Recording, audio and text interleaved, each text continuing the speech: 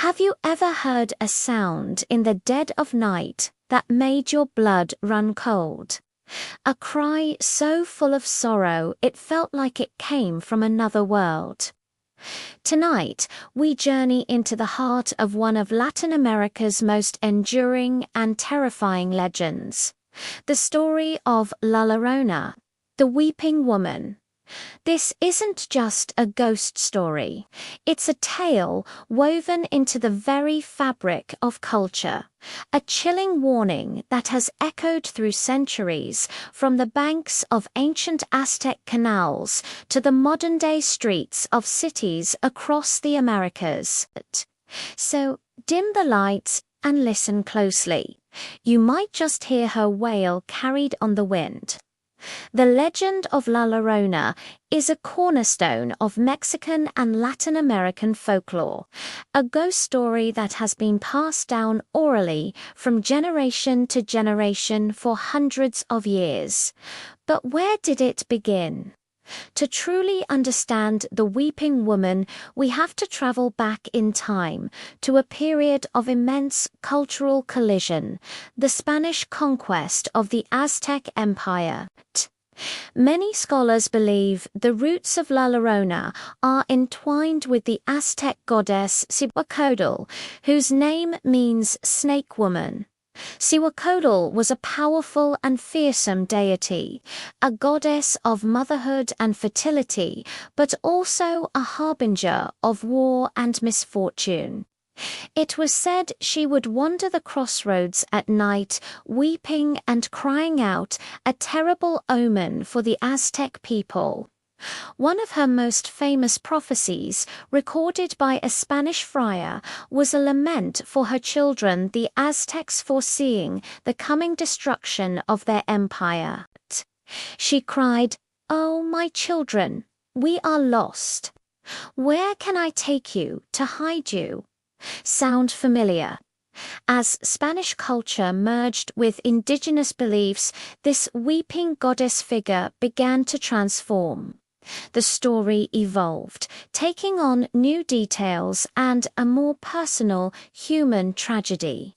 The most common version of the tale centers on a beautiful indigenous woman named Maria. Maria fell deeply in love with a wealthy Spanish nobleman. They had 2 children together, and for a time she was happy. But the nobleman refused to marry her because of her lower social standing. He eventually abandoned Maria and married a Spanish woman of his own class. Consumed by an unimaginable rage and despair, Maria committed a horrific act. She took her own children to the river and, in her madness, drowned them.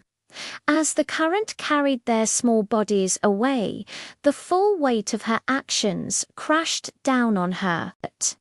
Overcome with guilt and grief, she drowned herself in the very same river, hoping to join her children in death. But peace was not waiting for her. When she arrived at the gates of the afterlife, she was asked a single damning question: "Where are your children?" Unable to answer, she was denied entry. She was cursed to wander the earth, trapped between the living world and the spirit world for all eternity. Her spirit is now bound to the waterways where she committed her terrible sin. She is forever searching, endlessly combing the riverbanks and shorelines. Her ghostly form draped in a flowing white gown, and as she searches, she lets out that terrifying soul-piercing cry that gives her the name La Llorona, a Miss Hozo, my children. This cry is the most defining feature of the legend. More than seeing her ghostly apparition, it is the sound of her wail that truly terrifies. Those who claim to have heard it describe it as an unearthly sound, a mix of grief, madness, and pure agony that can be heard for miles. It's said that if her cry sounds far away, she is actually very close. But if it sounds close, she is far away, a small mercy for the listener. The sound is a warning, a harbinger of doom. To hear the cry of La Llorona is considered a terrible omen, often foretelling a death in the family or some other impending tragedy. And if you are unfortunate enough to encounter her directly, the stories say that looking upon her face, a face twisted by eternal sorrow, can bring madness or even death. But La Llorona is more than just a spooky story to tell around a campfire. In Mexican and Hispanic culture, she serves a very real, very important purpose. She is the ultimate boogeyman, a cautionary tale used by parents and grandparents to keep children safe. The warning is simple but effective.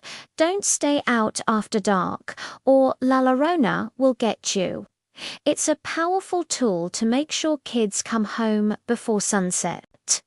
More specifically, the story is used to instill a healthy fear of dangerous bodies of water. The warning to stay away from rivers, canals, and lakes at night isn't just about avoiding a ghost. It's a practical lesson to prevent children from accidentally falling in and drowning. In this way, a terrifying legend becomes a life-saving tool, her ghostly tale protecting the very children she is said to prey upon. What makes the legend so powerful is its deep emotional core. La Llorona is not just a monster. She is a tragic figure. She is viewed with a complex mix of intense fear and profound pity. She is the embodiment of maternal grief and eternal regret. Her story explores the darkest corners of human emotion: jealousy, betrayal, rage, and a sorrow so deep it transcends death itself. She is a permanent fixture in the cultural imagination, a symbol of a woman wronged, a mother lost, and a soul in endless torment. Her inability to find her children means she can never rest, never find forgiveness, and never enter the afterlife. She is forever trapped by her own tragic choices, a ghostly reminder of the devastating consequences of actions driven by passion and despair. Over the centuries, the legend has continued to evolve. In some versions, she is a malevolent spirit who actively seeks to snatch wandering children, mistaking them for her own in the dark and drowning them in her grief. In these tales, she is a predator, a genuine threat to be avoided at all costs. In other variations, she is a more passive, sorrowful entity, her presence merely a chilling omen rather than a direct danger. Her story has also spread far beyond the borders of Mexico. You can hear tales of a weeping woman near rivers and lakes all across Latin America. And even in parts of the United States with large Hispanic populations, from Texas to California. Each region adds its own local flavor, its own unique details. But the core elements remain the same. The woman in white, the tragic loss of her children, and that unforgettable bone-chilling wail in the night. The enduring power of La Llorona is a testament to the strength of oral tradition. This is a story that has survived not through books, but through the spoken word, shared in hushed tones from one generation to the next. It has adapted, changed, and yet remained instantly recognizable. It has been the subject of countless songs, poems, books, and, more recently, these films and television shows, each reinterpreting the tale for a new audience. It taps into universal fears: the fear of the dark, the fear of drowning, the fear of losing a child, and the fear of a parent's capacity to harm. It is a story that operates on multiple levels: as a ghost story, a cautionary tale, a cultural symbol, and a deep psychological drama. So, the next time you find yourself near a river as night begins to fall, listen carefully.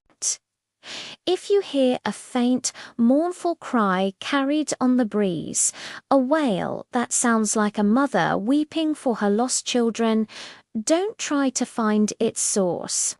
Just turn around, walk away, and be thankful you only heard her from a distance. The story of La Llorona reminds us that some legends are more than just stories, and some sorrows are so powerful they can never truly die. They just wander the darkness, forever searching for what can never be found. Thanks for joining us on this journey into the legend of the Weeping Woman. If you enjoyed this deep dive into folklore, make sure to hit that like button and subscribe for more tales from around the world. Let us know in the comments if you grew up with the story of La Llorona, or if you have a local legend you'd like us to explore next. Stay safe and stay curious. See you next time.